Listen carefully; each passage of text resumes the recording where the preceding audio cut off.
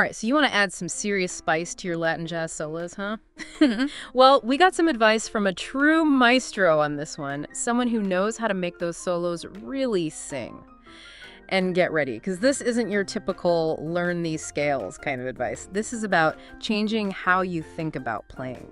It's amazing, actually. This expert really emphasizes approaching your playing with a percussive mindset. Percussive mindset. Yeah, like thinking of every note as part of the rhythm section. Almost like you'd transform your instrument into a conga or a timbale, even if you're playing, say, a trumpet or a sax. Wow, now that's an image, a trumpet solo with that kind of energy. But how do you actually, how would you even begin to bring that percussive feel to an instrument that isn't a percussion instrument? It all comes down to how you approach each note, how you attack it, the intention behind it. It's about infusing that rhythmic energy into every single phrase you play. So instead of just playing the notes, you're kind of like dancing on them with your instrument? Exactly. And that brings us to another crucial point this expert made. It's not enough to just play mechanically, just hitting the right notes. You have to tell a story with your solo. It needs to have that emotional depth. Okay, now you've got me really interested. How do you tell a story with, say, a trumpet or even a piano? It's like this. Think of a good solo like a TED Talk, a really well-crafted one. It's concise, it's engaging, it grabs your attention, and it speaks to everyone, even if they're not experts on the topic. So you're going for that aha moment, that spark of recognition that everyone can connect with. Precisely.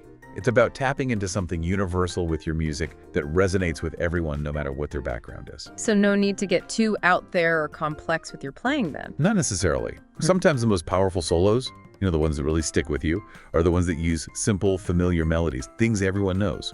The expert actually recommended incorporating little snippets of well-known melodies, like maybe a hint of a folk song, or even, and I love this, a nursery rhyme. It's incredible how those simple melodies can evoke such strong emotions and memories.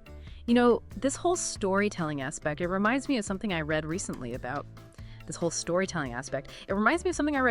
actually, about how even some of the most experienced improvisers, the ones who make it seem effortless, they often have some kind of structure or plan in mind before they even start playing. Yeah, that's a really important point. And it connects directly with what this expert said about structuring your solos.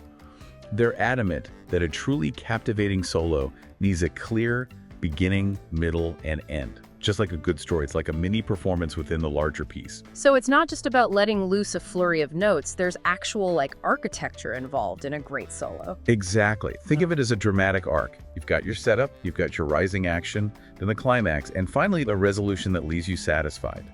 The expert actually used this great phrase. They said it's like selling the product. You're not just playing notes, you're crafting a whole experience for the listener.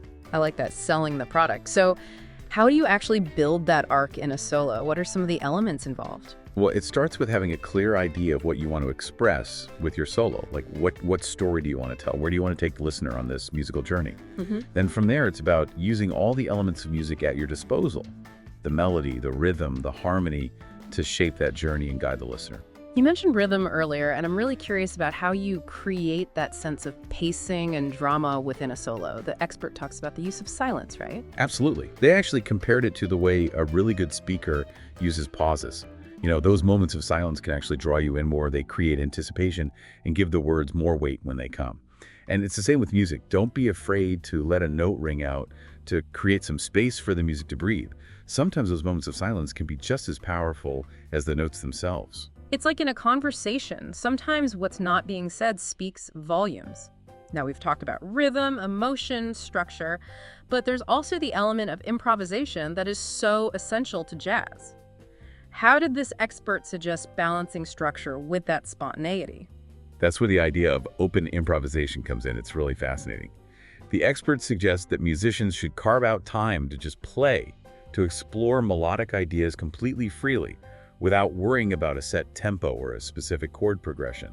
just letting go and seeing where the music takes them. It's like giving yourself permission to get lost in the music, to discover new possibilities you might not have found otherwise. Exactly. Sometimes those mistakes, those unexpected turns, lead to the most interesting musical discoveries. Actually, the expert told a story about this renowned saxophonist who used to practice this open improvisation in his hotel room. He would just let loose and see what happened. That's such a great image. It reminds us that even the greats are constantly exploring and pushing their own boundaries. This all sounds incredible for any instrument, but I noticed the expert specifically mentioned us pianists at one point. Yes. They were really emphasizing the piano's unique ability to be both a melodic and a percussive instrument. They really encourage pianists to utilize their left hand, not just for playing chords, but for those rhythmic accents and flourishes that add a whole other layer of texture and excitement to the music. So it's almost like the left hand becomes its own percussion section. Exactly. It's about creating that dynamic interplay, that conversation between the melody and the rhythm, between what your left hand is doing and what your right hand is doing. And it ties in beautifully with that idea we talked about earlier, bringing that percussive mindset to everything you play, no matter what instrument you're holding. Speaking of approaching music in a different way, this expert gave one piece of advice that really took me by surprise. I have to admit, I never would have thought of this, but they actually suggest singing your solos. Right? We know it sounds a little out there, right? Right. But they're serious about this. Yeah, they're totally serious. Even if you think you don't have a great singing voice, they say that just the act of exploring your solos vocally can really unlock like a whole new level of expression on your instrument. It's about getting to that raw emotion. Mm-hmm.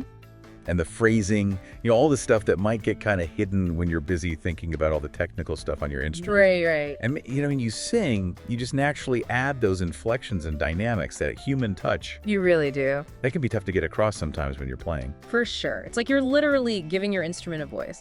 So we've covered so much today, from that percussive feel to the storytelling element, even singing our solos. What are some of the big takeaways you'd want our listeners to walk away with? I think the biggest one is to remember that playing, especially those Latin jazz solos, it's got to be a conversation between your heart and your head and your hands, of course. It's about finding that perfect balance between your technical skills, hitting those notes and expressing the emotion, the rhythm, all that. Right. Don't be afraid to try new things. Let yourself go a little bit. That's where the magic happens. And the joy of playing too. And ultimately connecting with the people listening, not just, trying to impress them, but really moving them with your music. Absolutely.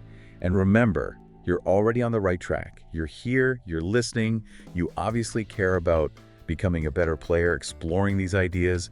Keep that curiosity going, keep experimenting, and you will keep growing as a musician. I really believe that. This has been such a great deep dive, and I'm so curious to hear what our listeners come up with as they start applying these ideas in their own playing. So if you're listening, think about that one solo, the one you've always wanted to nail, the one that gets you fired up every time. Now imagine singing it, feeling every single note, every phrase. What changes for you? How does that shift your approach when you go back to your instrument? Keep those creative fires burning, everybody, and we'll catch you on the next deep dive.